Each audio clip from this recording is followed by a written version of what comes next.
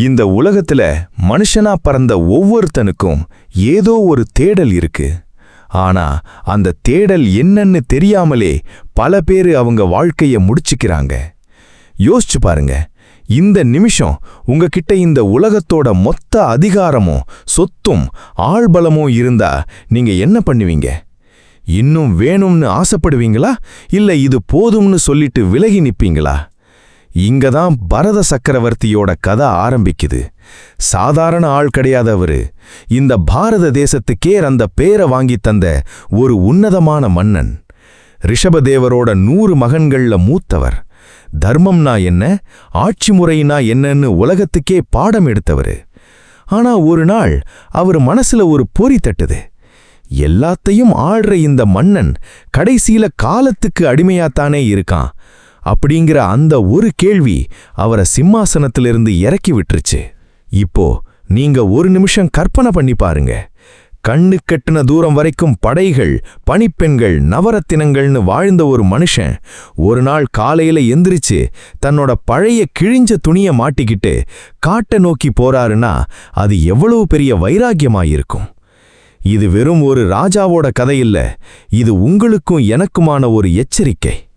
நாம எதை என்னோடதுன்னு கட்டிப்பிடிச்சுக்கிட்டு இருக்கோமோ அது எதுவுமே கடைசியில நம்ம கூட வரப்போறதில்லைங்கிறத பரதன் அந்த வயசுலேயே உணர்ந்துட்டாரு. கண்டகி நதிக்கரையில இருக்கிற புலாசிரமத்துக்கு வர்றாரு. அங்க அவரு தவம் பண்ண ஆரம்பிக்கிறாரு. அந்த தவம் எப்படிப்பட்டது தெரியுமா? கடவுளை அடையணுங்கிற அந்த ஒரு வெறி மட்டும்தான் அவர்கிட்ட இருந்துச்சு. ஆனா விதியை யாரால வெல்ல முடியும்? ஒரு நாள் நதிக்கரையில தவம் பண்ணிக்கிட்டு இருக்கும்போது ஒரு கருவுற்ற பெண்மான் தண்ணி குடிக்க வருது. அப்போ அங்க ஒரு சிங்கத்தோட கர்ஜனை கேக்குது. பயந்து போன அந்த மான் ஆத்துல குதிக்குது. அந்த பயத்திலேயே அந்த மானுக்கு ஒரு குட்டி பிறந்துருது. தாய்மான் இறந்து போகுது. இப்போ அந்த தனியான குட்டிமான் ஆத்துல அடிச்சிட்டு போகுது. தவம் பண்ணிக்கிட்டு இருந்த பரதரோட கண்ணுல இது படுது. ஒரு கருணையுள்ள உள்ளம் கொண்ட மனுஷனா அவர் அந்த மானை காப்பாத்துறாரு. இதுல என்ன தப்பு இருக்குன்னு நீங்க கேட்கலாம். ஒரு உயிரை காப்பாத்துறது தர்மம் தானே? ஆமா, தர்மம்தான். ஆனா அந்த தர்மம் எப்போ ஒரு மனுஷனை தன்னோட இலக்கிலிருந்து திசை திருப்புதுன்னு பாருங்க. அந்த மானுக்கும் இவருக்கும் ஒரு பந்தம் உருவாகுது. அந்த மான் குட்டி இவரை தேடுது, இவரு அந்த மானை தேடுறாரு. கடவுளை நினைச்சு தவம் பண்ண வேண்டிய மனசுல இப்போ மான் குட்டியோட முகம் ஓடுது. நான் இல்லாம இந்த மான் என்ன பண்ணும், இதுக்கு யாரு இருக்கா அப்படிங்கிற அந்த பாசம் மெல்ல மெல்ல பற்று ஆகுது. அந்த பற்று அவரை மறுபடியும் இந்த உலக மாயையில சிக்க வைக்குது. நாமளும் அப்படித்தானே? எதையோ தேடி ஓடுறோம். ஆனா வழியில கிடைக்கிற சின்ன சின்ன ஈர்ப்புகள்ல சிக்கி நம்ம மெயின் கோல் என்னங்கிறதையே மறந்துடுறோங்கிறத பரதன் அந்த வயசுலேயே உணர்ந்துட்டாரு. இறக்குற தருணத்துல கூட பகவானை நினைக்காம அந்த மானுக்கு என்ன ஆகுமோன்னு நினைச்சுக்கிட்டே உயிரை விடுறாரு. இதான் இங்க ட்விஸ்ட். உங்க கடைசி எண்ணம் எதுவோ அதுதான் உங்க அடுத்த பிறவி. ஒரு மகா சக்கரவர்த்தியா இருந்தவரு அடுத்த பிறவியில ஒரு மானா பிறக்கிறாரு. ஆனா அவர் பண்ண தவத்துக்கு ஒரு பலன் கிடைச்சது. மானா பிறந்தாலும் தனக்கு ஏன் இந்த பிறவி கிடைச்சதுங்கிற அந்த பழைய ஞாபகம் அவருக்கு இருந்துச்சு. ஒரு ஞானி மானோட உடம்புக்குள்ள சிக்கிக்கிட்டா எப்படி இருக்கும்? அந்த வலியோடவே அவர் அடுத்த பிறவிக்காக காத்துட்டு இருக்காரு. இதுல இருந்து நாம கத்துக்க வேண்டிய விஷயம் ஒண்ணுதான், அன்பை செலுத்துங்க. ஆனா அது உங்களோட ஆன்மீக பாதையில இருந்து இழுத்திடக்கூடாது. இந்த இடத்துல தான் பரதனோட அடுத்த பரிணாமம் ஆரம்பிக்குது. மானா பிறந்த பரதன் எப்படி ஒரு மௌனியான ஜடபரதனா மாறுறாரு? அந்த ஜடபரதன் உலகத்துக்கு சொல்ல போற பாடம் என்ன? அடுத்த பகுதியில நாம பார்க்க போறது வார்த்தைகளே இல்லாத ஒரு ஞானியின் மௌன யுத்தம். அந்த மௌனம் எப்படி ஒரு சாம்ராஜ்யத்தையே அசைக்கப் போகுதுன்னு பார்க்க போறோம். அந்த பயணம் இன்னும் ஆழமானது. முந்தைய பிறவியில ஒரு மான் மேல வச்ச அதீத பாசத்தால சக்கரவர்த்தியா இருந்த பரதன் மானாவே பிறந்தாருன்னு பார்த்தோம். ஆனா அந்த மானோட உடம்புக்குள்ளேயும் அவருக்கு பழைய நினைவுகள் அப்படியே இருந்துச்சு. அந்த ஒரு விழிப்புணர்வு தான் அவரை ஒரு பெரிய வைராகியா மாத்துச்சு. அந்த பிறவி முடிஞ்சதுக்கு அப்புறம் இப்போ அவர் ஒரு அந்தன குடும்பத்துல மகனா பிறக்கிறாரு. இவரைத்தான் நாம ஜடபரதன்னு சொல்றோம். ஏன் ஜடபரதன்னு பேர் வந்துச்சு தெரியுமா? ஜடம்னா அசைவற்றது அல்லது உணர்ச்சியற்றதுன்னு ஒரு அர்த்தம் உண்டு. இந்த உலகத்துக்கு அவர் பார்க்கறதுக்கு ஒரு பைத்தியக்காரன் மாதிரி, ஒன்னுத்துக்கும் உதவாத ஒரு ஜடம் மாதிரி தெரிஞ்சாரு. ஆனா உண்மை என்னன்னா, மறுபடியும் இந்த உலகம் தன்னை ஏமாத்திடக்கூடாதுங்கிறதுல அவர் ரொம்ப தெளிவா இருந்தாரு. நாம என்ன பண்றோம்? 4 பேர் முன்னாடி புத்திசாலியா தெரியணும்னு எவ்வளவு கஷ்டப்படுறோம். ஆனா இந்த ஜடபரதன் புத்திசாலியா இருந்தும் உலகத்தாரோட பேச்சிலையும் கேலி கிண்டல்லையும் மறுபடியும் சிக்கிடக்கூடாதுன்னு தன்னை ஒரு முட்டாளாவே காட்டிக்கிட்டாரு. அவரோட அப்பா அவருக்கு வேதம் கத்துக் கொடுக்க எவ்வளவோ முயற்சி பண்ணாரு. ஆனா ஜடபரதன் ஒரு வார்த்தை கூட பேசல.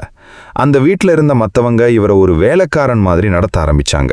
கெட்டுப்போன சாப்பாடு, பழைய கஞ்சி, இதுதான் அவருக்கு கிடைச்சது.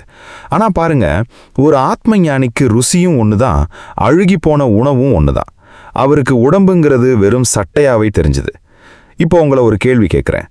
யாராவது உங்களை ஒரு தரம் குறைவா பேசுனா இல்ல ஒரு அசிங்கமான வேலையை செய்ய சொன்னா உங்க ஈகோ எவ்வளவு துடிக்கும்? நான் யாரு தெரியுமா நீ எகிரி குதிப்போம்ல. ஆனா இங்க ஒரு சக்கரவர்த்தியா இருந்தவர் அமைதியா அவங்க கொடுக்கிற வேலையை செஞ்சுக்கிட்டு எந்த பதிலும் பேசாம மௌனமா இருக்காரு. இதுக்கு எவ்வளவு பெரிய மன உறுதி வேணும்? ஜடபரதன் காட்டின இந்த மௌனம் வெறும் வாயடைச்சு போற விஷயம் இல்ல, அது ஒரு மிகப்பெரிய தவம். அவர் மனசுக்குள்ள பகவானோட சிந்தனை மட்டும்தான் ஓடிக்கிட்டு இருந்துச்சு. வெளியில வேணா அவர் அழுக்கா பைத்திய மாதிரி தெரிஞ்சிருக்கலாம், ஆனா உள்ளுக்குள்ள அவர் ஒரு எரிமலையா குதிச்சுக்கிட்டு இருந்தாரு. அவரோட அண்ணன்மார்கள் அவரை வயக்காட்டுற காவலுக்கு நிப்பாட்டினாங்க, பறவைகளை விரட்டுறதுக்காக. ஆனா அந்த பறவைகள் வந்து தானியங்களை சாப்பிடும்போது ஜடபரதன் சிரிச்சுக்கிட்டே பார்த்தாரே தவிர அதை விரட்டல. ஏன்னா சாப்பிடுறதும் பகவான், கொடுக்கறதும் பகவான், இதுல நான் யாரு குறுக்க நிக்கிறதுக்கு அப்படிங்கிற ஒரு உயர்ந்த நிலையில அவர் இருந்தாரு. இப்போ யோசிச்சு பாருங்க, நாம நம்மளோட சின்ன சின்ன சொத்துக்களை பாதுகாக்கிறதுக்கு எவ்வளவு பதட்டப்படுறோம். ஆனா எதுவுமே எனதில்லைன்னு ஒருத்த முடிவு பண்ணிட்டா அவனுக்கு பயம் ஏது? இந்த தருணத்துல தான் ஒரு விசித்திரமான சம்பவம் நடக்குது. அந்த பகுதியை சேர்ந்த ஒரு திருடர்கள் கூட்டம் தங்களோட குலதெய்வத்துக்கு ஒரு மனுஷனை பலி கொடுக்கணும்னு முடிவு பண்றாங்க. அப்படி ஒரு ஆளை தேடும்போது தான் வயக்காட்டுல எந்த பதட்டமும் இல்லாம அமைதியா உட்கார்ந்திருந்த ஜடபரதன் அவங்க கண்ணில் படுறாரு. இவன் யாரும் இல்லாத அனாதை மாதிரி இருக்கான், இவனை பலி கொடுத்தா யாரும் கேட்க மாட்டாங்கன்னு அந்த திருடர்கள் அவரை இழுத்துட்டு போறாங்க. ஜடபரதன் அப்பவும் எதிர்க்கல. பலிபீடத்துல நிக்க வச்சு அவருக்கு மஞ்சள் பூசி பூ மாலை போட்டு வெட்டுறதுக்கு கத்திய தூக்குறாங்க. அந்த நிமிஷம் வரைக்கும் ஜடபரதன் மௌனமா தான் இருக்காரு. ஆனா பாருங்க, ஒரு உண்மையான பக்தனுக்கு ஆபத்து வரும்போது அந்த பரமாத்மா சும்மா இருப்பாரா? அங்க இருந்த பத்ரகாளி தேவியோட சிலையிலிருந்து ஒரு பெரும் வெளிச்சம் வருது. அந்த திருடர்கள் பண்ணின அந்த அதர்மத்தை பொறுக்க முடியாம தேவியே நேர்ல வர்றா. இப்ப பாருங்க, உலகமே யார ஜடம்னு ஒதுக்குச்சோ அவரோட உயிரை காப்பாத்த அந்த சக்தியே இறங்கி வருது. அந்த திருடர்களை தேவி அழிச்சிட்டு ஜடபரதனுக்கு ஆசி கொடுத்துட்டு மறைகிறா. ஜடபரதன் அப்பவும் அதே மௌனத்தோட அங்கிருந்து அப்படியே நடந்து போறாரு. நம்ம வாழ்க்கையிலையும் பல நேரங்கள்ல நாம எதுவுமே பண்ணாம மௌனமா தர்மத்தோட வழியில நிக்கும்போது நமக்கான நியாயம் தானா கிடைக்கும். ஏன் எனக்கு மட்டும் இப்படி நடக்குதுன்னு கதறாம, நடக்கிறது எல்லாம் ஒரு காரணத்துக்காகத்தான் நடக்குதுன்னு நம்புற அந்த மனப்பக்குவம் இருக்கு, அதுதான் ஞானம். ஜடபரதன் அந்த ஞானத்தோட உச்சியில் இருந்தாரு. அவருக்கு பயமும் இல்லை, ஆசையும் இல்லை. இந்த மௌனமான பயணம் இப்போ ஒரு முக்கியமான இடத்துக்கு வருது. அந்த பக்கமா சிந்து சௌவீர நாட்டு மன்னன் ரகுகணன் தன்னோட பல்லக்குல போறான். அவனோட பல்லக்கு தூக்குற ஆட்கள்ல ஒருத்தனுக்கு உடம்பு முடியாம போகுது. அப்போ அங்க போய்கிட்டு இருந்த ஜடபரதனை பார்த்து, இவன் நல்லா தேறி போய் பலமா இருக்கானே, இவனை பல்லக்கு தூக்க சொல்லுங்கன்னு அந்த ராஜா உத்தரவு போடுறான். ஜடபரதன் மறுப்பே சொல்லாம பல்லக்கு தோள்ல சுமக்கிறாரு. ஒரு சக்கரவர்த்தியா இருந்தவர் இப்போ இன்னொரு மன்னனோட பல்லக்க தூக்குறாரு. ஆனா இதுக்கப்புறம் நடக்க போறதுதான் இந்த பாகவதத்தோட மிகப்பெரிய ஒரு தத்துவ பானம். பல்லக்கு தூக்கும்போது ஜடபரதன் பண்ணின ஒரு விஷயம் ரகுகணன் மன்னனை அப்படியே ஆட்டி படைக்க போகுது. அது என்ன? அந்த மன்னனுக்கும் ஜடபரதனுக்கும் நடக்க போற அந்த விவாதம் எப்படிப்பட்ட ஒரு அதிர்ச்சியை தரப்போகுதுன்னு அடுத்த பகுதியில பார்ப்போம்.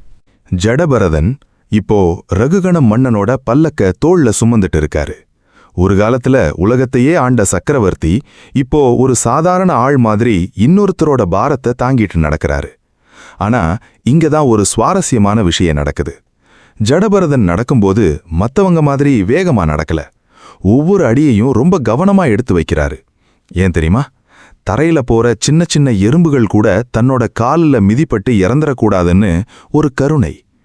இதனால பல்லக்கு ஆடிக்கிட்டே போகுது. உள்ள உட்கார்ந்திருந்த ரகுகண மன்னனுக்கு பயங்கர கோபம். ஏய், என்ன பண்றீங்க? பல்லக்கு ஏன் இப்படி ஆடுதுன்னு கத்துறான். மத்த தூக்கிகள் பயந்து போய், அரசே, நாங்க சரியாத்தான் நடக்கிறோம், ஆனா இந்த புது ஆளு தான் சரியா நடக்கலன்னு ஜடபரதன் மேல பழிய போடுறாங்க. மன்னன் ரகுகணன் ஜடபரதனை பார்த்து ரொம்ப ஏளனமா பேசுறான்.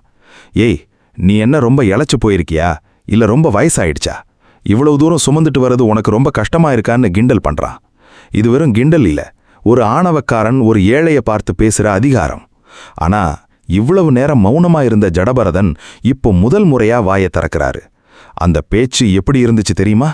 இடி முழக்க மாதிரி இருந்துச்சு. ஜடபரதன் சொல்றாரு, மன்னா, நீ சொன்னது எல்லாமே உண்மைதான். ஆனா அது எனக்கும் இந்த உடம்புக்கும் இருக்கிற வித்தியாசத்தை நீ புரிஞ்சிக்காததால வந்த வார்த்தைகள். நீ இளைச்சு போயிருக்கியான்னு கேட்டையே, இளைப்பதும் பருப்பதும் இந்த உடம்புக்கு தான், ஆத்மாவுக்கு இல்ல. நீ உனக்கு பாரமா இருக்கான்னு கேட்டையே, பாரம்ங்கிறது தோளுக்கு தான், உள்ளுக்குள்ள இருக்கிற உயிருக்கு இல்ல. நீ யாருக்கு தண்டனை கொடுக்க போற? இந்த உடம்புக்கா இல்ல இந்த மண்ணுக்கா? ஏன்னா இந்த மண்ணும் மண்ணு தான், நீ உட்கார்ண்டிருக்கிற இந்த பல்லக்கும் மண்ணு தான், அதை சுமக்கிற இந்த தோளும் மண்ணு தான். ஒரு மண்ணு இன்னொரு மண்ணை சுமந்துக்கு போறதுல என்ன பெருமை வேண்டி கிடக்கு? யோசிச்சு பாருங்க.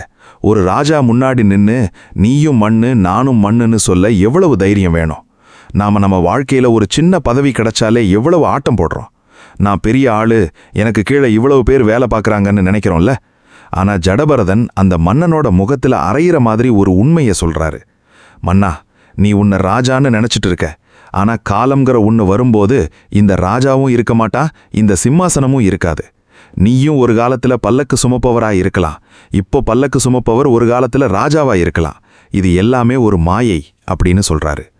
ஜடபரதன் பேச பேச மன்னன் ரகுகணனுக்கு தூக்கி வாரி போடுது. இது ஒரு சாதாரண ஆளோட பேச்சு இல்லைன்னு அவனுக்கு புரியுது. யாருமே சொல்லாத ஒரு ஆழமான தத்துவத்தை ஒரு பல்லக்கு தூக்கி இவ்வளவு அழகா சொல்றானேன்னு அவன் வியந்து போறான். ஜடபரதன் தொடர்ந்து சொல்றாரு, மனுஷன் எதுக்காக ஓடுறான்? சுகத்துக்காகவும் சந்தோஷத்துக்காகவும் தானே. ஆனா அந்த சுகம்ங்கிறது நிலையானதா? ஒரு எறும்புக்கு இருக்கிற உயிர் பயம்தான் உனக்கும் இருக்கு. ஒரு எறும்பை கொல்லாம நான் நடக்கிறதுனால உனக்கு கோபம் வருதுன்னா உன்னோட அந்த அதிகாரம் எவ்வளவு தற்காலிகமானதுன்னு யோசிச்சு பாரு. இந்த இடத்துல ஜடபரதன் ஒரு முக்கியமான விஷயத்த சொல்றாரு. நாம எப்போ ஒரு உயிரை தன்னோட உயிர் மாதிரி நினைக்க ஆரம்பிக்கிறோமோ அப்பதான் உண்மையான ஆன்மீகம் ஆரம்பிக்குது. ஜடபரதன் அந்த எறும்புகளை காப்பாத்துறது மூலமா ஒட்டுமொத்த பிரபஞ்சத்தையுமே நேசிக்கிறாரு. ஆனா அந்த மன்னனோ தன்னோட சௌகரியத்துக்காக ஒரு உயிரை மிதிச்சாவது வேகமா போகணும்னு நினைக்கிறான். இதுதான் ஒரு ஞானிக்கும் ஒரு சாதாரண மனுஷனுக்கும் இருக்கிற வித்தியாசம். ஜடபரதனோட வார்த்தைகள் ரகுகணனோட இதயத்தை துளைக்குது. அவனோட அகங்காரம் மெல்ல மெல்ல கரைய ஆரம்பிக்குது. நான் யாருக்கோ கட்டளை போட்டுட்டு இருந்தேன்னு நினைச்சேன், ஆனா நிஜமான அறிவாளிக்கு முன்னாடி நான் ஒரு முட்டாளா நின்னுட்டு இருக்கேனேன்னு அவன் வருத்தப்படுறான். ஜடபரதன் சொல்ற அந்த ஆத்ம ஞானம் பகவத்கீதையில கிருஷ்ணர் சொன்னதை விட ஆழமா இருக்கு. உடல் வேறு உயிர் வேறுங்கிறத வெறும் பேச்சா இல்லாம ஒரு அனுபவமா ஜடபரதன் அங்க விளக்குறாரு. இந்த உரையாடல் வெறும் வார்த்தை விளையாட்டு இல்ல, இது ஒரு ஆத்மா இன்னொரு ஆத்மாவுக்கு கொடுக்கிற விழிப்புணர்வு. ஜடபரதன் அந்த மன்னனை பார்த்து சொல்றாரு, உன்னோட ராஜ்யம் உன்னோட செல்வம் இதெல்லாம் உன்னை காப்பாட்டாது. உன்னோட ஞானம் மட்டும்தான் உன்னை கடைசியில கரையேத்தும். இந்த இடத்துல ஒரு பெரிய அமைதி நிலவுது. மன்னன் ரகுகணன் என்ன பண்ண போறான்? தன்னோட அதிகாரத்தை செலுத்தி தண்டிக்க போறானா, இல்ல அந்த ஞானியோட கால்ல விழ போறானா? மன்னனோட அந்த அடுத்த கட்ட மாற்றம் தான் நம்ம வாழ்க்கையிலையும் நாம எடுக்க வேண்டிய ஒரு முக்கியமான முடிவு. அதிகாரம் பெருசா, அறிவு பெருசா? பல்லக்குல உட்கார்ந்து வர்றவனோட கர்வம் எப்படி ஒரு நொடியில சுக்குநூறா உடைய போகுதுன்னு அடுத்ததா பார்ப்போம். ஜடபரதன் பேசி முடிச்ச அந்த நிமிஷம் அந்த இடத்துல நிலவின அமைதி இருக்கே, அது ரொம்ப பயங்கரமானது. காத்து கூட வீச பயந்த மாதிரி ஒரு நிசப்தம். பல்லக்கு மேல உட்கார்ந்திருந்த ரகுகண மன்னன் இப்போ ஒரு சாதாரண மனுஷனா கீழே இறங்கி வர்றான். அவனோட கிரீடம், அவனோட செருக்கு, அவனோட ராஜ நடை எல்லாமே காணாம போயிருச்சு. அந்த பல்லக்கு தூக்கியோட கால்ல அப்படியே நெடுஞ்சான் கிடையா விழுறான். யோசிச்சு பாருங்க, ஒரு தேசத்தோட ராஜா ஒரு அழுக்கு துணி கட்டிக்கிட்டு நிக்கிற ஒரு பரதேசி மாதிரி இருக்கிற மனுஷனோட கால்ல விழுறான்னா அந்த ஞானத்துக்கு எவ்வளவு சக்தி இருக்கணும்? மன்னன் ரகுகணன் கண்ணுல தண்ணி மல்க கேக்குறான், ஐயா, நீங்க யாரு? நீங்க கபில முனிவரா? இல்ல இந்த உலகத்தை ரட்சிக்க வந்த தேவர்களா? ஒரு சாதாரண மனுஷனால இவ்வளவு ஆழமான உண்மைகளை இவ்வளவு சாதாரணமா சொல்ல முடியாது. நான் அதிகார போதையில உங்களை அவமானப்படுத்திட்டேன், என்ன மன்னிச்சிடுங்கன்னு கதறான். இங்க பாருங்க, ஒரு மனுஷன் எப்போ தன்னோட தப்ப உணர்ந்து இன்னொருத்தர் கால்ல விழுறானோ அப்பவே அவனோட ஆன்மீக பயணம் ஆரம்பிச்சிடுது. ரகுகணன் கேட்ட அந்த மன்னிப்பு அவனோட பழைய பிறவி கணக்குகளை எல்லாம் தீர்க்கிற ஒரு மருந்தா மாறுது. ஜடபரதன் இப்போ சிரிச்சுக்கிட்டே அந்த மன்னனை பார்த்து ஒரு விஷயம் சொல்றாரு. மன்னா, நீ என்கிட்ட மன்னிப்பு கேட்க வேண்டிய அவசியம் இல்லை. ஏன்னா நீ அவமானப்படுத்தினது இந்த உடம்ப. ஆனா நான் இந்த உடம்பு இல்லைன்னு உனக்கு தெரியும். அப்புறம் எப்படி நான் உன்னால காயப்பட முடியும்? இந்த ஒரு வரி போதுங்க, நாம ஏன் கஷ்டப்படுறோம்னு புரிஞ்சுக்க. யாராவது நம்மளை திட்டுனா நாம ஏன் வருத்தப்படுறோம்? ஏன்னா நாம நம்மளை இந்த உடம்பா, இந்த உருவமா நினைச்சுக்கிறோம். ஆனா ஜடபரதன் அந்த நிலையை கடந்துட்டாரு. அவருக்கு புகழ்ச்சியும் ஒண்ணுதான், இகழ்ச்சியும் ஒண்ணுதான். தொடர்ந்து ஜடபரதன் ஒரு அற்புதமான ரகசியத்தை சொல்றாரு. மன்னா, இந்த உலகத்துல நாம பார்க்கிற எல்லாமே மனசோட விளையாட்டு தான். உன்னோட மனசுதான் உன்னை ராஜாவா உணர வைக்குது. உன்னோட மனசுதான் மத்தவங்கள உனக்கு கீழே வேலை செய்யறவங்களா பார்க்க வைக்குது. ஆனா இந்த மனசை நீ அடக்கிட்ட அப்படின்னா உனக்கு இந்த உலகம் ஒரு பெரிய நாடக மேடையா தெரியும். நீ பல்லக்குல உட்கார்ந்து வர்றதும் ஒரு நடிப்பு, நான் அதை சுமந்துட்டு வர்றதும் ஒரு நடிப்பு. ஆனா திரைமறைவுல நாம 2 பேரும் ஒரே ஆத்மாதான். ரகுகணன் அப்படியே ஸ்தம்பிச்சு நின்னுடுறான். நாமளும் அப்படித்தானே? நம்ம ஆபீஸ்ல ஒரு மேனேஜர் கிட்டையும் ரோட்ல போற ஒரு பிச்சைக்காரன் கிட்டையும் ஒரே ஆத்மாதான் இருக்குன்னு என்னைக்காவது நினைச்சு பார்த்திருக்கோமா? இல்ல. நாம மனுஷங்களை அவங்க போட்டிருக்கிற ட்ரெஸ்ஸை வச்சும் அவங்க கிட்ட இருக்கிற காசை வச்சும் தான் எடை போடுறோம். ஆனா ஜடபரதன் அந்த வேற்றுமையை தகர்த்தெறிகிறாரு. அவர் இன்னும் ஆழமா போறாரு. மன்னா, ஞானம்ங்கிறது வெறும் புத்தகத்துல வாசிக்கிறதில்ல. நீ காசிக்கு போய் குளிச்சாலோ இல்ல பெரிய யாகம் பண்ணாலோ உனக்கு முக்தி கிடைச்சிடாது. ஒரு மெய்ஞானியோட பாதத்துல இருக்கிற மண்ணு உன் மேல படணும். அவரோட சேவை உனக்கு கிடைக்கணும். அப்போதான் உன் மனசுல இருக்கிற அந்த இருட்டு விலகும். இது எவ்வளவு பெரிய உண்மை! நாம கோயிலுக்கும் குளத்துக்கும் அலையிறோம். ஆனா நம்ம பக்கத்துல இருக்கிற ஒரு நல்ல மனுஷனோட பேச்ச கேட்க தயங்குறோம். ஜடபரதன் அந்த மன்னனுக்கு சம்சார வனத்தை பத்தி ஒரு விளக்கம் தர்றாரு. இந்த வாழ்க்கைங்கிறது ஒரு அடர்ந்த காடு மாதிரி. இதுல ஆசைங்கிற திருடர்கள் இருக்காங்க, பற்றுங்கிற விலங்குகள் இருக்கு. நாம அதுல மாட்டிக்கிட்டு தவிக்கிறோம். இந்த தவிப்புல விடுபடணும்னா உன்னோட நான் அப்படிங்கிற அகங்காரத்தை முதல்ல வெட்டி எரியணும்னு சொல்றாரு. ரகுகணன் இப்போ முழுமையா மாறிட்டான். அவனுக்கு இப்போ அந்த ராஜ்யம் மேல ஆசை இல்ல, அதிகாரம் மேல ஈர்ப்பு இல்ல. அவனோட ஒரே நோக்கம் அந்த ஜடபரதன் சொன்ன ஞானத்தை எப்படி தன் வாழ்க்கையில கடைப்பிடிக்கிறதுங்கிறது தான். இங்க ஜடபரதனோட கதை ஒரு முடிவுக்கு வருது. ஆனா அவர் ஆரம்பிச்சு வச்ச அந்த ஞானத்தீ பாகவதத்தோட அடுத்தடுத்த கட்டங்களுக்கு நம்மை கூட்டிட்டு போகுது. ஜடபரதன் மறுபடியும் அந்த தன்னோட மௌன பயணத்தை தொடர்றாரு. அவர் எங்க போனாரு, என்ன ஆனாருன்னு யாருக்கும் தெரியாது. ஏன்னா ஒரு ஞானி காற்று மாதிரி. அவர் எல்லா இடத்திலையும் இருப்பாரு, ஆனா எக்காலத்திலையும் சிக்க மாட்டாரு. இந்த ஜடபரதன் ரகுகணன் உரையாடல் முடிஞ்சதுக்கு அப்புறம் பாகவதம் நம்மளை இன்னும் ஒரு பெரிய லெவலுக்கு கூட்டிட்டு போகுது. இவ்வளவு நேரம் ஒரு மனுஷனோட ஆத்மாவை பத்தி பார்த்த நாம இனிமே இந்த பிரபஞ்சம் எப்படிப்பட்டது, இந்த உலகம் எப்படி உருவாச்சு, நாம இருக்கிற இந்த பூமிக்கும் மற்ற உலகங்களுக்கும் என்ன சம்பந்தம் அப்படிங்கிற அந்த பிரம்மாண்டமான காஸ்மாலஜி, அதாவது பிரபஞ்ச இயல் பகுதிக்குள்ள நுழைய போறோம். சுகதேவ முனிவர் பரீட்சித்து மன்னனுக்கு இந்த பிரபஞ்சத்தோட வரைபடத்தை விளக்க ஆரம்பிக்கிறாரு.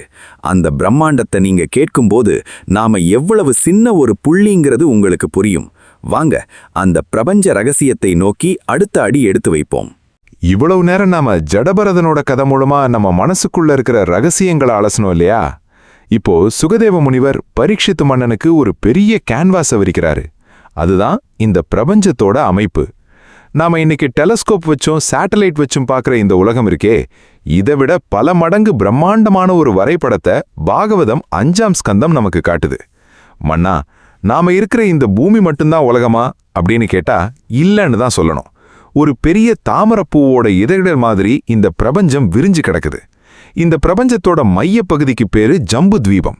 இதை கேட்கும்போது ஏதோ ஒரு பழைய கதையில வர்ற இடம்னு நினைச்சிடாதீங்க. ஜம்பு தீபம்ங்கிறது ஒரு ஆச்சரியமான நிலப்பரப்பு. இதோட நடுவுல மகாமேரு அப்படிங்கிற ஒரு தங்க மலை இருக்கு. யோசிச்சு பாருங்க, ஒரு மலை, அதுவும் சுத்தமான தங்கத்தால ஆனது. அதுதான் இந்த பிரபஞ்சத்தோட அச்சாணி மாதிரி நிக்குது. அந்த மேருமலையை சுத்தி தான் எல்லா கோள்களும் சூரியனும் சுத்தி வரதா சொல்லப்படுது. இது ஏதோ கற்பனைன்னு நினைக்கிறீங்களா? இல்லவே இல்ல. ஒவ்வொரு தத்துவத்துக்கும் பின்னாடி ஒரு அறிவியல் இருக்கு. இந்த மேருமலைங்கிறது நம்ம உடம்புல இருக்கிற முதுகுத்தண்டு மாதிரி இந்த பிரபஞ்சத்தோட சக்தியை தாங்கி பிடிக்கிற ஒரு மையம். இந்த ஜம்பு தீபத்தை சுத்தி 7 முக்கியமான தீபங்கள் இருக்கு. அதுவும் எப்படி இருக்கு தெரியுமா? ஒவ்வொன்றும் ஒரு கடலால சூழப்பட்டிருக்கு. ஆனா அந்த கடல்கள் நம்ம ஊரு உப்பு தண்ணி கடல் மாதிரி இல்லைங்க. ஒவ்வொன்றும் ஒரு சுவையில ஒரு சக்தியோட இருக்கு. உப்பு தண்ணி கடல், கரும்புச்சாறு கடல், மதுக்கடல், நெய்க்கடல், தயிர் கடல், பால் கடல், அப்புறம் சுத்தமான தண்ணீர் கடல். இதை கேட்கும்போது நமக்கு சிரிப்பு வரலாம். என்னது, நெய்க்கடலா தயிர் கடலா அப்படின்னு தோணலாம். ஆனா இதோட ஆழமான அர்த்தம் என்ன தெரியுமா? இந்த உலகத்துல இருக்கிற ஒவ்வொரு பொருளும் ஒவ்வொரு சக்தியும் ஒரு குறிப்பிட்ட எல்லையில இருக்குங்கிறது தான். அந்த 7 தீபங்களும் 7 விதமான உணர்வுகளை குறிக்குது. நம்ம இருக்கிற இந்த பாரத வருஷம் இருக்கே, இது ஜம்பு தீபத்தோட ஒரு பகுதி தான். பாகவதம் ஒரு விஷயத்த ரொம்ப ஆணித்தரமா சொல்லுது. எல்லா லோகங்கள்லையும் வச்சு பாரத வருஷம் தான் ரொம்ப மகத்தானது. ஏன் தெரியுமா? மற்ற இடங்கள்ல நீங்க சுகத்தை அனுபவிக்கலாம், ஸ்வர்க்கத்துல வாழலாம். ஆனா முக்தி அடையணும்னா நீங்க இந்த பூமியில, இந்த பாரத மண்ணுல வந்து தான் பிறக்கணும். ஏன்னா இது கர்ம பூமி. இங்க தான் நாம செய்யற செயல்களுக்கு பலன் உண்டு. இங்க தான் நாம கடவுளை அடையறதுக்கான அந்த பயிற்சியை எடுக்க முடியும்.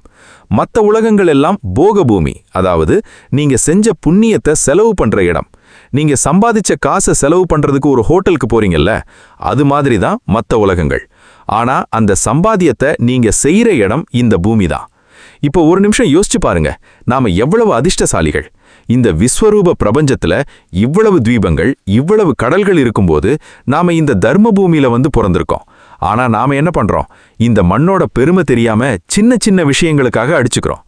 சுகதேவர் சொல்றாரு, மன்னா, இந்த பிரபஞ்சத்தோட அமைப்பை ஒருத்தன் புரிஞ்சுக்கிட்டா அவனுக்கு பயம் வராது.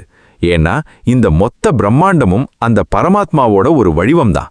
பாகவதம் சொல்ற இந்த வரைபடம் வெறும் கிலோமீட்டர் கணக்கு கிடையாது. இது ஒரு ஆன்மீக வரைபடம். ஒவ்வொரு தீபமும் ஒவ்வொரு கடலும் ஒரு மனிதனோட மனநிலைக்கும் அவனோட பரிணாம வளர்ச்சிக்கும் ஒரு உதாரணம். நாம எப்போ நம்மளோட இந்த சின்ன வட்டத்திலிருந்து வெளியே வந்து இந்த பிரபஞ்சத்தோட பிரம்மாண்டத்தை பார்க்கறோமோ அப்பவே நம்ம ஈகோ சுருங்கிடும். நான் தான் பெரிய ஆளுன்னு நினைச்சுக்கிட்டு இருக்கிற மனுஷன் இந்த லட்சக்கணக்கான மைல் நீளம் இருக்கிற மேருமலையையும் அடுக்கடுக்காய் இருக்கிற தீபங்களையும் நினைச்சு பார்த்தா அவன் ஒரு சின்ன தூசுன்னு அவனுக்கே புரியும். இந்த ஜம்பு தீபத்தில் இருக்கிற ஒவ்வொரு வருஷத்திலையும் பகுதியிலையும் மக்கள் எப்படி வாழறாங்க, அங்க இருக்கிற நிலை எப்படி இருக்குங்கிறத சொல்லும்போது அது ஒரு கனவு உலகம் மாதிரி இருக்கும். ஆனா அந்த இடங்கள்ல இருக்கிறவங்களுக்கு பசி, தாகம், முதுமை இதெல்லாம் கிடையாதுன்னு சொல்லப்படுது. அப்படி இருந்தும் அவங்க எல்லாரும் எப்போ இந்த பூமியில வந்து பிறப்போம்னு காத்துட்டு இருப்பாங்களா? ஏன்னா அங்க பக்தி செய்ய முடியாது, இங்க தான் பக்தி செய்ய முடியும். இந்த பிரபஞ்சத்தோட நிலப்பரப்பு இவ்வளவு ஆச்சரியமா இருந்தா இதுல ஓடுற நதிகளும் மலைகளும் எப்படி இருக்கும்? அந்த நதிகள் வெறும் தண்ணி கிடையாது, அவை இந்த பிரபஞ்சத்தோட நரம்புகள். அந்த நரம்புகள் வழியாதான் பிரபஞ்ச ஆற்றல் நம்ம கிட்ட வந்து சேருது. அது எப்படி நடக்குது? மலைகளுக்கும் இறைவனுக்கும் என்ன சம்பந்தம்? இத அடுத்த பகுதியில பார்க்கும்போது நீங்க ஒவ்வொரு தடவை ஒரு நதியை பார்க்கும்போதும் ஒரு மலையை பார்க்கும்போதும் அதை தெய்வமா பார்ப்பீங்க. அந்த புனிதமான பயணத்தை தொடருவோம். பிரபஞ்சத்தோட வரைபடத்தை பார்த்தப்போ நமக்கு ஒரு பிரம்மாண்டம் தெரிஞ்சது இல்லையா? இப்போ அந்த வரைபடத்துல உயிர் எப்படி ஓடுதுன்னு பார்ப்போம். ஒரு மனுஷனோட உடம்புல ரத்தம் ஓடுறதுக்கு நரம்புகள் எவ்வளவு முக்கியமோ அதே மாதிரி இந்த பிரபஞ்சத்துக்கு நதிகளும் மலைகளும் அவ்வளவு முக்கியம். சுகதேவ முனிவர் சொல்றாரு, மன்னா, இந்த மலைகள் சும்மா ஏதோ கல்லும் மண்ணும் கிடையாது, அவை இந்த பிரபஞ்ச புருஷனோட எலும்புகள். இந்த நதிகள் அவரோட இரத்த நாளங்கள். இதை கேட்கும்போது நமக்கு ஒரு நிமிஷம் சிலிர்க்கும். நாம வெறும் ஒரு டூரிஸ்ட் ஸ்பாட்டா பார்க்குற மலைகளுக்கு பின்னாடி இவ்வளவு பெரிய தத்துவம் இருக்கா? இந்த ஜம்பு தீபத்தோட நடுமுல இருக்கிற மகாமேரு மலையை சுத்தி இன்னும் பல மலைகள் இருக்கு. கந்தமாதன மலை, மால்யவான் மலைன்னு அடுக்கடுக்கா இருக்கு. இந்த மலைகளெல்லாம் என்ன பண்ணுது தெரியுமா? விண்வெளியிலிருந்து வர்ற அந்த மகா சக்தியை உள்வாங்கி அதை இந்த பூமிக்கு கடத்துது.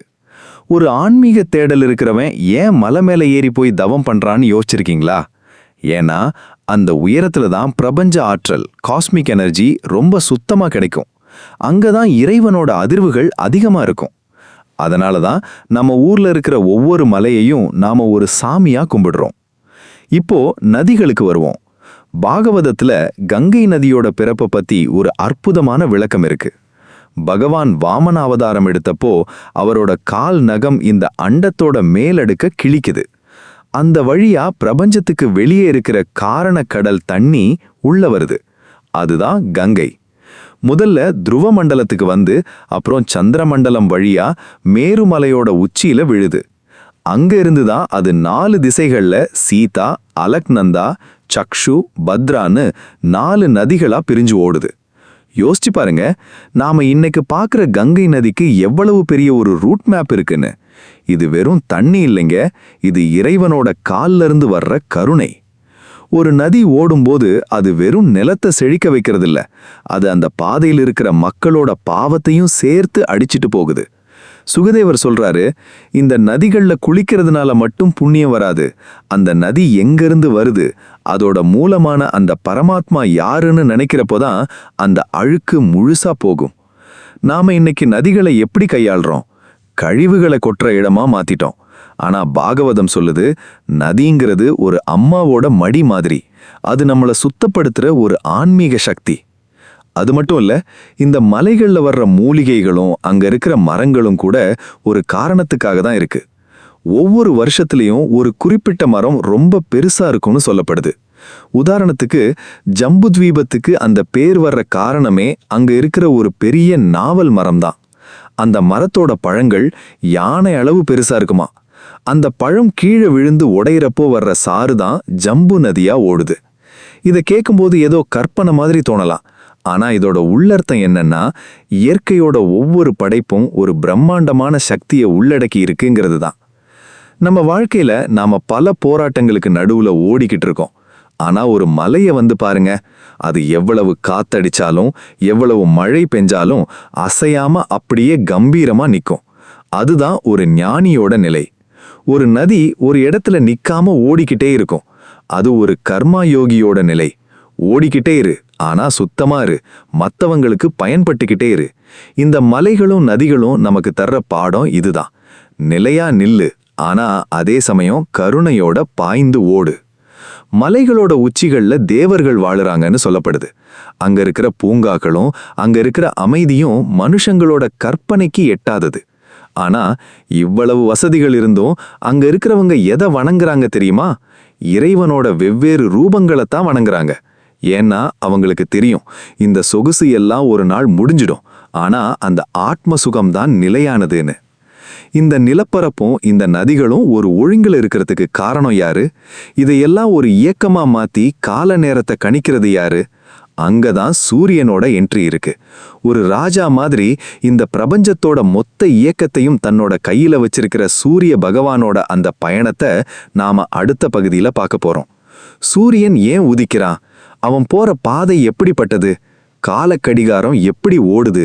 இதெல்லாம் தெரிஞ்சுக்கிட்டா நம்ம வாழ்க்கையோட ஒவ்வொரு நிமிஷமும் எவ்வளவு முக்கியமானதுன்னு உங்களுக்கு புரியும். வாங்க அந்த ஒளிமயமான பயணத்துக்கு போவோம். இப்போ நாம பூமியை விட்டு கொஞ்சம் மேல எழும்பி அந்த நீல நிற வானத்துக்குள்ள நுழைய போறோம். அங்க ஒரு மகா ஒளி இந்த பிரபஞ்சத்தையே ஆட்டி படைக்கிற ஒரு சக்தி காத்துட்டு இருக்கு. அதுதான் சூரியன். நாம என்ன நினைக்கிறோம்?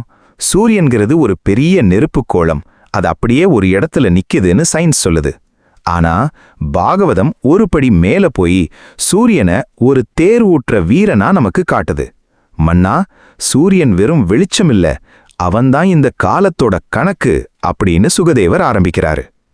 யோசிச்சு பாருங்க, சூரியன் ஒரு நிமிஷம் லேட்டா வந்தா இந்த உலகம் என்ன ஆகும்? செடி கொடிகள் வளராது, நம்ம உடம்புல இருக்கிற ரத்தம் ஓடாது, மொத்த உலகமும் உறைஞ்சு போயிரும். சூரிய பகவான் தன்னோட ஒரு சக்கர தேர்ல ஏறி மேருமலையை சுத்தி வர்றாரு. அந்த தேருக்கு 7 குதிரைகள் இருக்குன்னு சொல்லப்படுது. அந்த 7 குதிரைகளும் வேற எதுவுமே இல்லைங்க, நம்ம வேதத்துல இருக்கிற 7 சந்தங்கள். அதாவது இறைவனோட ஒலியே குதிரைகளா மாறி காலத்தை இழுத்துட்டு போகுது. இது எவ்வளோ பெரிய ஒரு தத்துவம்! காலம்ங்கிறது சும்மா ஓடுறதில்ல, அது ஒரு ஒழுங்குல, ஒரு மந்திர கட்டுக்கோப்புல ஓடிக்கிட்டு இருக்கு. சூரியன் ஏன் இந்த மேருமலையை சுத்தி வர்றாரு? அதுக்கு ஒரு காரணம் இருக்கு. சூரியனோட அந்த ஓட்டம் தான் நமக்கு பகலையும் இரவையும் தருது. அவர் வடக்கு நோக்கி போகும்போது உத்தராயணம், தெற்கு நோக்கி வரும்போது தட்சிணாயணம். நாம என்ன நினைக்கிறோம்? காலையில விடிஞ்சா வேலைக்கு போகணும், ராத்திரியானா தூங்கணும், இவ்வளவுதான் நமக்கு புரியுது. ஆனா சூரிய பகவான் ஒவ்வொரு முறை ஒரு ராசியிலிருந்து இன்னொரு ராசிக்கு மாறும்போதும் நம்ம உடம்புலையும் மனசிலையும் ஒரு மாற்றம் நடக்குது. இதத்தான் கால சக்கரம்னு சொல்றோம். சுகதேவர் ஒரு ஆச்சரியமான விஷயம் சொல்றாரு. சூரியனோட தேரோட அச்சு, அதாவது ஆக்சல், மேருமலையோட நுனியிலையும் இன்னொரு பக்கம் மானசோத்தர மலையிலையும் பிணைக்கப்பட்டிருக்கு. இது ஒரு பெரிய கயிறு மாதிரி காலத்தோட சேர்ந்து சுத்திக்கிட்டே இருக்கு. ஒரு நிமிஷம் யோசிச்சு பாருங்க, ஒரு மாபெரும் சக்கரம் இந்த மொத்த பிரபஞ்சத்தையும் சுத்த வைக்குதுன்னா அந்த சக்தி எவ்வளவு பெரிதா இருக்கும். அந்த சூரியனுக்கு பின்னாடி வாலகில்யர்கள்னு சொல்லப்படுற 60,000 முனிவர்கள் கைகளை உயர்த்தி சூரியனை புகழ்ந்து பாடிக்கிட்டே வர்றாங்களாம். ஏன்னா சூரியன்கிறது வெறும் கோள் இல்ல, அது அந்த பரமாத்மாவோட கண். நம்ம வாழ்க்கையில நாம நேரமில்லன்னு ஓடுறோம்ல, ஆனா சூரியன் என்னைக்காவது எனக்கு இன்னைக்கு டயர்டா இருக்கு, நான் லேட்டா வர்றேன்னு சொல்லியிருக்காரா? இல்ல. அவரோட அந்த கடமை உணர்ச்சி தான் இந்த உலகத்தை காப்பாத்துது. அவர் ஒரு பக்கம் உதிக்கும்போது இன்னொரு பக்கம் மறைறாரு. ஒருத்தருக்கு பகலா இருக்கிறது, இன்னொருத்தருக்கு இரவா இருக்கு. இது எதை காட்டுதுன்னா, இந்த உலகத்துல எதுவுமே நிலையானது இல்ல. சந்தோஷம் வந்தா துக்கம் வரும், இருட்டு வந்தா வெளிச்சம் வரும். இதத்தான் சூரியன் நமக்கு தினமும் பாடம் எடுக்கிறாரு. சூரிய பகவான் கிட்ட இருந்துதான் மற்ற கிரகங்களுக்கு ஒளி கிடைக்குது. அவர்தான் இந்த உலகத்தோட தந்தை. அவர் வழியாத்தான் மேகங்கள் உருவாகுது, மழை பெய்யுது, அந்த மழையால தானியங்கள் வளருது, அந்த தானியத்தால நாம உயிர் வாழறோம். அப்ப யோசிச்சு பாருங்க, நம்ம வயித்துல இருக்கிற பசியும் நம்ம கண்ணுல இருக்கிற ஒளியும் அந்த சூரியனோட அம்சம்தான். அவரை வணங்குறதுங்கிறது வெறும் சடங்கு இல்ல, நம்மளோட மூலத்தை நாமளே கௌரவிக்கிறது. காலம் யாரையும் காக்காதுன்னு சொல்லுவாங்க. ஆனா அந்த காலத்தையே ஒரு கட்டுக்குள்ள வச்சு நமக்காக ஓடிக்கிட்டு இருக்கிற அந்த சூரிய மண்டலத்தோட ரகசியம் ரொம்ப பெருசு. சூரியன் ஒரு பாகையா நகரும் போதும் நம்ம ஆயுள்ளிருந்து ஒரு பகுதி குறைஞ்சிக்கிட்டே வருதுன்னு பாகவதம் எச்சரிக்குது. மனுஷனே, சூரியன் உதிச்சு மறையறதுக்குள்ள உன் வாழ்க்கையில ஒரு உருப்படியான காரியத்தை செஞ்சிடு அப்படின்னு அந்த ஒளி நம்மகிட்ட பேசுது. சூரியனுக்கு அடுத்து நம்ம மனச ஆள்ற சந்திரனும் மற்ற நட்சத்திரங்களும் எப்படி இயங்குது? இந்த விண்வெளி அதிசயங்களுக்கு பின்னாடி இருக்கிற அந்த சிசுமார சக்கரம் அப்படிங்கிற விஸ்வரூப அமைப்பு என்ன? நாம பார்க்குற அந்த நட்சத்திர கூட்டம் வெறும் புள்ளிகள் தானா, இல்ல அதுல வேற ஏதோ ரகசியம் இருக்கா? இத அடுத்த பகுதியில பார்க்கும்போது நீங்க அண்ணாந்து வானத்தை பார்க்குற விதமே மாறிடும். அந்த நட்சத்திர பயணத்தை தொடருவோம். சூரியனோட அந்த தகிக்கும் ஒளியை பார்த்தோம் இல்லையா? இப்போ கொஞ்சம் அமைதியான குளிர்ச்சியான இடத்துக்கு போவோம். சூரிய மண்டலத்துக்கு மேல 1,00,000 யோஜனை தூரத்துல சந்திரன் இருக்காரு. நாம் என்ன நினைக்கிறோம்? நிலான்னா வெறும் ஒரு பாறை, அது சூரியனோட வெளிச்சத்தை வாங்கி பிரதிபலிக்குதுன்னு சயின்ஸ் சொல்லுது. ஆனா பாகவதம் ஒரு அற்புதமான கோணத்தை காட்டுது. சந்திரன் வெறும் ஒரு கோள் இல்ல, அவர் மனோகாரகன். அதாவது நம்ம மனசை ஆள்றவர் அவர்தான். அது மட்டும் இல்ல, தாவரங்கள் வளர்றதுக்கு தேவையான அந்த சோம சக்தியை தர்றதும் இந்த சந்திரன் தான். ஒரு செடி வளர்றதுக்கு சூரியனோட வெப்பம் எவ்வளவு முக்கியமோ அதே அளவுக்கு சந்திரனோட குளிர்ச்சியும் முக்கியம். யோசிச்சு பாருங்க, அமாவாசையிலிருந்து பௌர்ணமி வரைக்கும் அந்த சந்திரன் வளர்ந்து தேய்றாரு. அது சும்மா ஒரு விபத்து கிடையாது. அந்த மாற்றங்கள் தான் நம்ம பூமியில இருக்கிற கடலோட அலைகளையும் நம்ம மனசோட உணர்ச்சிகளையும் கட்டுப்படுத்துது. சந்திரனுக்கு மேல நட்சத்திர மண்டலங்கள் இருக்கு. நாம ராத்திரியில வானக்க பார்க்கும்போது கோடிக்கணக்கான நட்சத்திரங்கள் மின்னுதே, அது எல்லாமே சும்மா அங்கங்க சிதறி கிடக்கிற புள்ளிகள் இல்ல, அது ஒரு ஒழுங்கமைக்கப்பட்ட அமைப்பு. இதத்தான் பாகவதம் சிசுமார சக்கரம்னு சொல்லுது. சிசுமாரம் அப்படின்னா ஒரு முதலை அல்லது டால்பின் போன்ற உருவம்னு அர்த்தம். இந்த பிரபஞ்சத்தோட மொத்த நட்சத்திர மண்டலமும் ஒரு முதலை வடிவில் அப்படியே விண்வெளியில மிதந்துட்டு இருக்குன்னு கற்பனை பண்ணிக்கோங்க. அந்த முதலையோட வால் நுனியில தான் துருவ நட்சத்திரம் இருக்கு. இந்த துருவ நட்சத்திரம் தான் அச்சாணி. அதை சுத்தி தான் சூரியன், சந்திரன், மற்ற எல்லா கிரகங்களும் ஒரு சக்கரம் மாதிரி சுத்திக்கிட்டு இருக்கு. ஒரு மாட்டுத் தொழுவத்துல நடுவுல இருக்கிற தூணை சுத்தி மாடுகள் சுத்துற மாதிரி இந்த துருவ நட்சத்திரத்தை சுத்தி மொத்த அண்டமும் சுத்துது. இது எவ்வளவு பெரிய அதிசயம்! துருவ நட்சத்திரத்துக்கு ஏன் அவ்வளவு முக்கியத்துவம்? ஏன்னா அதுதான் நிலையானது. மற்ற எல்லாம் நகரும், ஆனா அது நகராது. நம்ம வாழ்க்கையிலையும் நாம எவ்வளவோ குழப்பங்கள்ல ஓடினாலும் துருவ நட்சத்திரம் மாதிரி ஒரு நிலையான லட்சியம் நமக்கு இருக்கணும். அந்த துருவ நட்சத்திரத்துக்கு கீழே தான் சப்தரிஷி மண்டலம் இருக்கு. 7 மகா முனிவர்கள் அங்கிருந்து இந்த உலகத்தோட தர்மத்தை பாதுகாக்கிறாங்க. அதுக்கு கீழே சனி, குரு, செவ்வாய், புதன், சுக்கிரன்னு ஒவ்வொரு கிரகமும் ஒவ்வொரு உயரத்திலிருந்து நமக்கான பலன்களை கொடுத்துட்டு இருக்கு. நாம இன்னைக்கு ராசி பலன் பார்க்குறோம், ஜாதகம் பார்க்குறோம். இதுக்கெல்லாம் அடிப்படை என்ன தெரியுமா? இந்த கிரகங்கள் போற பாதை தான். சனி கிரகம் ஒரு ராசியை கடக்க 30 வருஷம் ஆகுதுன்னா அது அந்த பிரம்மாண்டமான தூரத்தை கடக்குதுன்னு அர்த்தம்.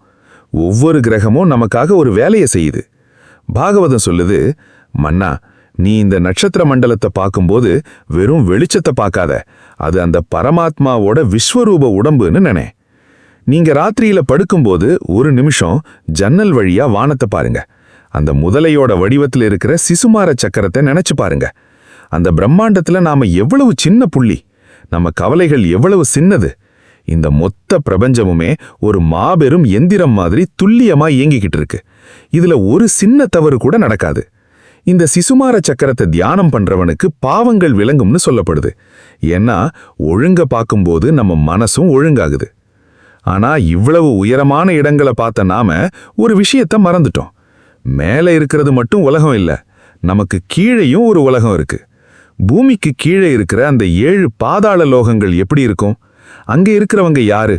அங்கே இருக்கிறது வெறும் இருட்டு மட்டும்தானா, இல்ல அங்கேயும் ஒரு ஆச்சரியமான வாழ்க்கை இருக்கா? இதை கேட்கும்போதே உங்களுக்கு பிரமிப்பா இருக்கும். ஏன்னா பாதாளம்ங்கிறது நாம நினைக்கிற மாதிரி ஒரு நரகம் கிடையாது, அது ஒரு பில சொர்க்கம். அங்கே இருக்கிற ரகசியங்களை அடுத்த பகுதியில் ஆழமா பார்ப்போம். மேலிருக்கிற வானத்தை பார்த்தோம், நட்சத்திரங்களை பார்த்தோம். இப்ப நாம தரைக்கு கீழே, அதாவது பூமிக்கு அடியில் இருக்கிற அந்த 7 லோகங்களுக்கு போக போறோம். நாம பொதுவா பாதாளம் அப்படின்னு சொன்னாலே அது ஏதோ ஒரு இருட்டான பயங்கரமான இடம்னு நினைப்போம். ஆனா பாகவதம் சொல்றது வேற. பூமிக்கு கீழே அதல, விதல, சுதல, தலாதல, மகாதல, ரசாதல, அப்புறம் பாதாளம்னு 7 உலகங்கள் இருக்கு. சுகதேவ முனிவர் இத பில சொர்க்கம்னு சொல்றாரு. அதாவது பூமிக்கு கீழே இருக்கிற சொர்க்கம். யோசிச்சு பாருங்க, சூரிய வெளிச்சமே அங்க கிடையாது. ஆனா அங்க இருக்கிற நாகர்களோட தலையில இருக்கிற மணிகள்ல இருந்து வர்ற வெளிச்சம் அந்த உலகத்தையே பகல் மாதிரி பிரகாசிக்க வைக்குமா? அங்க இருக்கிறவங்க யாரு? அங்க அசுரர்களும் நாகர்களும் தானவர்களும் வாழுறாங்க. அங்க இருக்கிற அரண்மனைகளும் நந்தவனங்களும் நம்ம இந்திர லோகத்துல இருக்கிறத விட ரொம்ப அழகா இருக்குமா? அங்க இருக்கிறவங்களுக்கு வியாதி கிடையாது, நரைத்திரை கிடையாது, முதுமைங்கிற பயமே கிடையாது. ஆனா இங்க தான் ஒரு பெரிய ட்விஸ்ட் இருக்கு. இவ்வளவு சொகுசு இருந்தாலும் அங்க இருக்கிறவங்களுக்கு பகவான் மேல பக்தி இருக்கான்னு கேட்டா அது ரொம்ப கம்மிதான். அவங்க அந்த உலகத்து சுகங்கள்லயே மூழ்கி கிடக்குறாங்க. நாமளும் அப்படிதானே? கையில் காசு வந்துட்டா, வாழ்க்கை வசதியா போயிட்டா சாமியை மறந்துட்டு வெறும் என்ஜாய்மெண்ட்ல மட்டும் குறியா இருப்போம்ல. பாதாள லோகம் நமக்கு காட்டுற கண்ணாடி இதுதான். ஆனா இதுல ஒரு விதிவிலக்கு இருக்கு. அதுதான் சுதல லோகம். அங்கதான் மகாபலி சக்கரவர்த்தி வாழுறாரு. உங்களுக்கு தெரியும்ல, வாமன அவதாரத்துல பகவான் எல்லாத்தையும் கேட்டப்போ தன்னோட தலையையே கொடுத்தவர் தான் மகாபலி. அவருக்கு பகவான் கொடுத்த பரிசு தான் இந்த சுதல லோகம். அங்க பகவானே அவருக்கு காவலனா நிக்கிறாராம். யோசிச்சு பாருங்க, ஒரு அசுரனோட வாசல்ல அந்த பரமாத்மாவே செக்யூரிட்டியா நிக்கிறாருன்னா அந்த பக்திக்கு எவ்வளவு சக்தி இருக்கணும்? நாம எத்தனையோ கோயிலுக்கு போய் சாமியை தேடுறோம். ஆனா பக்தி இருந்தா சாமி நம்ம தேடி வந்து காவலா நிப்பாருன்னு மகாபலி நிரூபிச்சிட்டாரு. அடுத்ததா மகாதல லோகத்துல பல தலைகள் கொண்ட நாகர்கள் வாழுறாங்க. அவங்க ரொம்ப கோபக்காரங்கள்னு சொல்லப்படுது. ஆனா அவங்களுக்கு எல்லாம் மேல, எல்லா உலகங்களுக்கும் அடியில ஒரு மகாசக்தி நிக்குது. அதுதான் அனந்தன் அல்லது சங்கர்ஷணன். ஒரு 1000 தலைகள் கொண்ட ஒரு பெரிய பாம்பு இந்த மொத்த பூமியையும் தன்னோட ஒரு தலை மேல ஒரு கடுகு மாதிரி தாங்கிட்டு நிக்குது. இதை கேட்கிறப்போ நமக்கு ஆச்சரியமா இருக்கும். பூமியை தாங்கி பிடிக்கிறதுக்கு அடியில ஏதோ ஒரு சக்தி வேணும்ல. அதுதான் இந்த சங்கர்ஷண மூர்த்தி. அவரோட 1000 வாய்கள்லிருந்து வர்ற மூச்சு காற்று தான் இந்த உலகத்தோட லயத்தை தீர்மானிக்குது. பாகவதம் ஒரு விஷயத்தை இங்க அழகா புரிய வைக்குது. மேல இருக்கிற சொர்க்கமா இருந்தாலும் சரி, கீழே இருக்கிற பாதாளமா இருந்தாலும் சரி, அது எல்லாமே ஒரு குறிப்பிட்ட காலத்துக்கு மட்டும்தான். அங்க இருக்கிற சுகங்களும் ஒரு நாள் முடிஞ்சிடும். ஆனா இந்த எல்லா உலகங்களுக்கும் ஆதாரமா இருக்கிற அந்த பரமாத்மாவை யார் உணர்றாங்களோ அவங்க மட்டும்தான் பிறவி சுழற்சியிலிருந்து தப்பிப்பாங்க. பாதாளத்தில் இருக்கிற நாகர்கள் அந்த மணிகளோட வெளிச்சத்தை நம்பி வாழுறாங்க. ஆனா அந்த மணிகளும் ஒரு நாள் ஒளியை இழக்கும். நிலையான ஒளியை தேடுறது தான் மனுஷனோட வேலையா இருக்கணும். நாம இன்னைக்கு பூமிக்கு அடியில் இருக்கிற தாதுக்களையும் எண்ணெயையும் எடுக்கிறதுக்கு எவ்வளவு மெனக்கடுறோம். ஆனா நம்ம முன்னோர்கள் பூமிக்கு அடியில் இருக்கிற தர்மத்தை பத்தியும் அங்க இருக்கிற சக்திகளை பத்தியும் அப்பவே எழுதி வச்சிருக்காங்க. இது வெறும் பூகோளம் கிடையாது, இது ஒரு பெரிய ஆத்மீக எச்சரிக்கை. நீ பாதாளத்துக்கு போனாலும் அங்கேயும் ஒரு ஒழுங்கு இருக்கு, அங்கேயும் ஒரு அதிகாரம் இருக்கு. நீ எங்க போனாலும் உன்னோட கர்மா உன்னை துரத்திக்கிட்டே வரும். இவ்வளவு நேரமா நம்ம பார்த்தது எல்லாம் சுகமான உலகங்கள். ஆனா தப்பு செஞ்சா என்ன ஆகும்? நாம செஞ்ச பாவங்களுக்கு என்ன தண்டனை கிடைக்கும்? பாகவதத்தோட 5ஆம் ஸ்கந்தம் இதோட முடியல. இதுக்கப்புறம் வர்ற பகுதி தான் நம்ம மனசை உலுக்க போற ஒரு பகுதி. அதுதான் நரகலோகங்கள். இது யாரையும் பயமுறுத்துறதுக்காக இல்ல, நாம செஞ்ச தப்புக்கு நாம எப்படி பொறுப்பேத்துக்கணும்னு சொல்றதுக்காக. இந்த இருண்ட பக்கங்களை, ஆனா ரொம்ப முக்கியமான பாடங்களை அடுத்த இறுதி பகுதியில பார்க்க போறோம். இத கேட்டதுக்கப்புறம் நீங்க ஒரு தப்பு செய்யறதுக்கு முன்னாடியும் 1000 தடவை யோசிப்பீங்க. இவ்வளவு நேரம் நாம பிரபஞ்சத்தோட பிரம்மாண்டத்தையும் அந்த பிற சொர்க்கங்களையும் பார்த்தோம் இல்லையா? ஆனா இந்த பிரபஞ்சத்துல ஒரு நீதி இருக்கு. நாம செய்யற ஒவ்வொரு செயலுக்கும் ஒரு எதிர்வினை உண்டு. அதத்தான் பாகவதத்தோட கடைசி அத்தியாயம் நரகலோகங்கள்னு விளக்குது. பூமிக்கு தெற்கு பக்கம் சூரியனோட மகனான யமதர்மராஜா ஆள்ற அந்த இடத்துல 28 வகையான முக்கியமான நரகங்கள் இருக்கு. இதை கேட்கும்போது நமக்கு ஒரு பயம் வரும். என்னடா இது, பயமுறுத்துறாங்களேன்னு தோணும். ஆனா இது பயமுறுத்தல் இல்லை, இது ஒரு டிசிப்ளின். ஒரு தப்பு பண்ணா அதுக்கு ஒரு விலை கொடுக்கணுங்கிற அந்த பிரபஞ்ச நியதி. தாமிஸ்ரம்னு ஒரு நரகம் இருக்கு. அடுத்தவங்களோட சொத்தையும் பொண்டாட்டி பிள்ளைங்களையும் ஏமாத்தி பறிக்கிறவங்களுக்கு இதுதான் இடம். அங்க அவங்கள இருட்டுல போட்டு அடிப்பாங்க. யோசிச்சு பாருங்க, நாம இன்னைக்கு எவ்வளவு சாதாரணமா மற்றவங்களை ஏமாத்துறோம். ஆனா அங்க போறப்போ நாம செஞ்ச ஒவ்வொரு ஏமாத்து வேலையும் ஒரு சாட்சியா நிற்கும். அதே மாதிரி ரௌரவம்னு ஒரு நரகம். ஒரு மனுஷன் தன்னோட வயிற்று பசிக்காக மற்ற உயிரினங்களை கொன்னு சாப்பிட்றான்ல, அந்த உயிரினங்கள் எல்லாம் ருஹ்ரு அப்படிங்கிற மிருகங்களா மாறி அவனை அங்க சித்திரவதை பண்ணுமான். நாம ஒரு உயிரை வலிக்கும்போது சந்தோஷப்படுறோம், ஆனா அதே வலி நமக்கு வரும்போது தான் அதோட வேதனை புரியும். இன்னொரு நரகம் கும்பி பாகம். உயிரினங்களை உயிரோட எண்ணெயில போட்டு வறுக்கிறவங்களுக்கான இடம் இது. நாம என்ன நினைக்கிறோம், யாரு பார்க்க போறான்னு? ஆனா காலதேவன் எல்லாத்தையும் நோட் பண்ணிக்கிட்டு இருக்காரு. அதே மாதிரி பொய் சாட்சி சொல்றவங்க, மது அருந்துறவங்க, பெரியவங்களை மதிக்காதவங்கன்னு ஒவ்வொருத்தருக்கும் தனித்தனி செக்ஷன் இருக்கு. பாகவதம் இதெல்லாம் ஏன் இவ்வளவு டீப்பா சொல்லுதுன்னா, மனுஷன் தான் மனசை சுத்தமா வச்சுக்கணுங்கிறதுக்காகத்தான். ஆனா இங்க ஒரு முக்கியமான ரகசியம் இருக்கு. நரகங்கிறது ஒரு பழிவாங்கிற இடம் இல்லை, அது ஒரு ரீஹாபிலிட்டேஷன் சென்டர் மாதிரி. உன்னோட பாவங்கள் அங்க கழுவப்படுது, நீ செஞ்ச அழுக்க நீயே அங்க சுத்தப்படுத்திக்கிற. ஆனா இவ்வளவு கஷ்டப்பட்டு அங்க போய் சுத்தமாகிறத விட உயிரோட இருக்கும்போதே தர்மத்தோட வாழ்ந்தா அந்த நரகத்துக்கே வேலை இல்லாம போயிடும்ல. சுகதேவ முனிவர் இதை சொல்லும்போது ஒரு விஷயத்தை அழுத்தி சொல்றாரு. மன்னா, நரகத்துக்கு போகாம இருக்க ஒரே வழி பிராயச்சித்தம். அது என்ன தெரியுமா? தப்பு செஞ்சதை ஒத்துக்கிட்டு இனிமே அந்த தப்பை செய்யாம அந்த பரமாத்மாவோட நாமத்தை நினைக்கிறது தான். நரகங்கிறது வெளியில இல்லை, நம்ம மனசுக்குள்ளேயும் இருக்கு. நாம ஒருத்தருக்கு துரோகம் பண்ணிட்டு நிம்மதியா தூங்க முடியாம தவிக்கிறோம்ல, அதுதான் ஆரம்ப கட்ட நரகம். அந்த தவிப்புல இருந்து விடுபடணும்னா மனசுல அன்பையும் கருணையையும் வளர்த்துக்கணும். பாகவதம் காட்டும் இந்த நரக லோகங்கள் நமக்கு தர்ற செய்தி இதுதான். வாழ்க்கைங்கிறது ஒரு விளையாட்டு கிடையாது, இது ஒரு பொறுப்பு. நீ எதை விதைக்கிறையோ அதையே அறுவடை செய்வாய். இந்த இருண்ட பக்கங்களை பார்த்ததுக்கு அப்புறம் இப்ப நம்ம மனசுல ஒரு கேள்வி வரும். அப்போ இதிலிருந்து தப்பிக்கவே முடியாதா? மனுஷன் தப்பு செய்யறது இயல்புதானே, இதுக்கெல்லாம் ஒரு விடிவு காலம் இல்லையா? கண்டிப்பா இருக்கு. அந்த விடிவு காலம்தான் இந்த 5ஆம் ஸ்கந்தத்தோட கடைசி மற்றும் உன்னதமான இறுதி கட்டம். அங்கதான் மகாவிஷ்ணுவோட அந்த பேரருள் நமக்கு காத்திருக்கு. வாங்க அந்த புனிதமான நிறைவு பகுதிக்கு போவோம். இப்போ நாம இந்த பயணத்தோட உச்சத்துல நிக்கிறோம். பரத சக்கரவர்த்தியோட வைராக்கியத்துல ஆரம்பிச்சு ஜடபரதனோட மௌன ஞானத்தை பார்த்து பிரபஞ்சத்தோட நிலப்பரப்பு, சூரிய மண்டலம், நட்சத்திரங்கள், பாதாளம், கடைசியில நரகம் வரைக்கும் எல்லாத்தையும் ஒரு ரவுண்டு வந்துட்டோம். இப்போ உங்க மனசுல ஒரு தெளிவு பிறந்திருக்கணும். நாம வாழ்ற இந்த வாழ்க்கை வெறும் இந்த 60-70 வருஷம் கிடையாது. நாம ஒரு மாபெரும் பிரபஞ்சத்தோட ஒரு சின்ன பகுதி. ஆனா அந்த பகுதிக்குள்ளேயும் ஒரு முழுமை இருக்கு. பாகவதத்தோட இந்த 5ஆம் ஸ்கந்தம் நமக்கு கொடுக்கிற அல்டிமேட் மெசேஜ் என்ன தெரியுமா? சரணடைஞ்சிரு. ஆமாங்க, இவ்வளவு பெரிய பிரபஞ்சத்தை இயக்க ஒரு சக்தி இருக்குன்னா அந்த சக்தி உன்னையும் கவனிச்சுக்கோன்னு நம்பு. ஜடபரதன் மாதிரி மௌனமா இரு, ஆனா உள்ளுக்குள்ள விழிப்புணர்வோட இரு. மகாபலி மாதிரி எல்லாத்தையும் கொடு, ஆனா பக்திய கைவிடாத. நரகத்தை பத்தி படிக்கும்போது பயப்படாத, அது உன்னை திருத்திக்கிறதுக்கான ஒரு வாய்ப்புன்னு நினை. நாம இன்னைக்கு டெக்னாலஜியில முன்னேறிட்டோன்னு சொல்றோம், ஆனா நம்ம மனசு இன்னும் அந்த பழைய குழப்பங்கள்ல தான் இருக்கு. இந்த பாகவதம் சொல்லுற அந்த பூகோளம் உண்மையில் நம்மளோட அககோளம், அதாவது நம்ம மனசுக்குள்ள இருக்கிற வரைபடம்.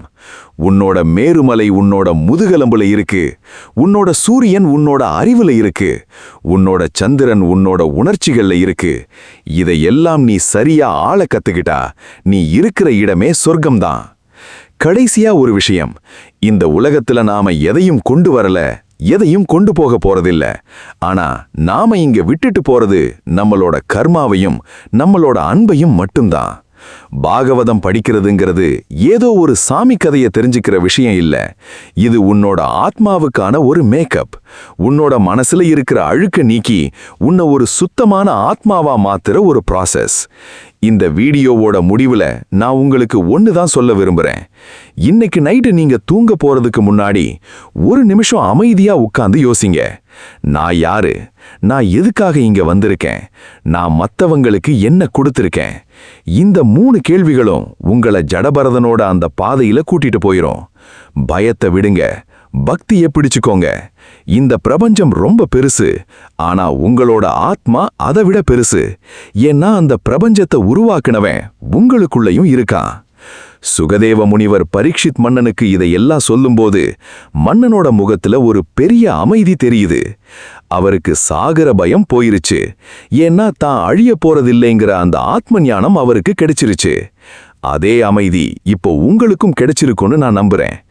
இந்த ஆன்மீக பயணம் இதோட முடியல. இது உங்களோட அன்றாட வாழ்க்கையில ஒரு மாற்றமா மாறணும். அதுதான் இந்த உரையாடலோட வெற்றி. மீண்டும் ஒரு அற்புதமான தலைப்போடு உங்களை சந்திக்கிறேன். அது வரைக்கும் தர்மத்தோட இருங்க, தைரியமா இருங்க, அன்பை பரப்புங்க. வாழ்க்கைங்கிறது ஒரு மகா அதிசயம். அதை முழுமையா கொண்டாடுங்க.